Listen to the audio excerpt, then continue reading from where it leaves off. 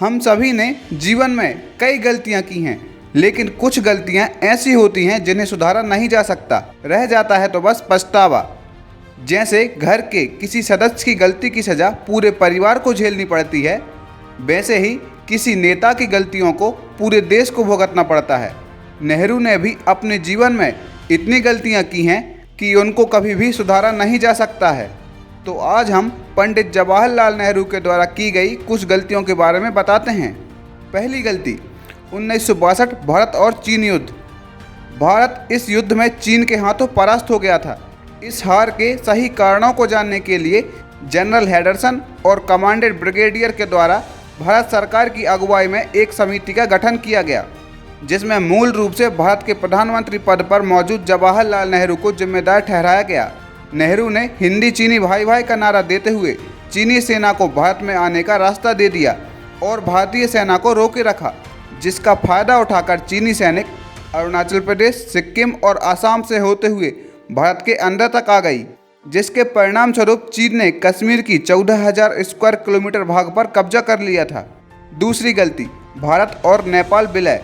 अगर भारत नेपाल को विलय कर लेता तो शायद आज देश की तस्वीर कुछ अलग ही होती।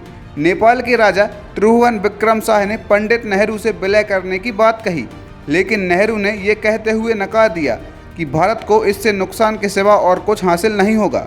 और तीसरी गलती, 13 जनवरी 1954 को नेहरू ने भारत का दूसरा कश्मीर कहे जाने वाले काबू वैली को दोस्ती के याद में बर्मा को बड़ी आसानी से दे दिया, जो कि इनकी सबसे बड़ी गलतियों में से एक है। काबू वैली लगभग 11,000 स्क्वायर किलोमीटर में फैली हुई थी। बर्मा ने काबू वैली का अधिक हिस्सा चीन को दे रखा है, जिसमें से वह भारत में आए दिन मुठभेड़ करता रहता है। गलती नंबर 4, पंचशील समझौता। मध्य रात्रि में जब सारी दुनिया गहरी नींद में सो रही होगी, तब भारत जीवन और स्वतंत्रता के लिए जागेगा। ये शब्द नेहरू ने कहे थे। ये कहने के तुरंत बाद ही नेहरू चीन से दोस्ती करने के लिए बहुत ही उतावले हो रहे थे। उनकी उत्सुकता देखती ही बन रही थी कि वो राजनीति के चक्कर में भारत को दुश्मन के हाथों सौंप रहे थे।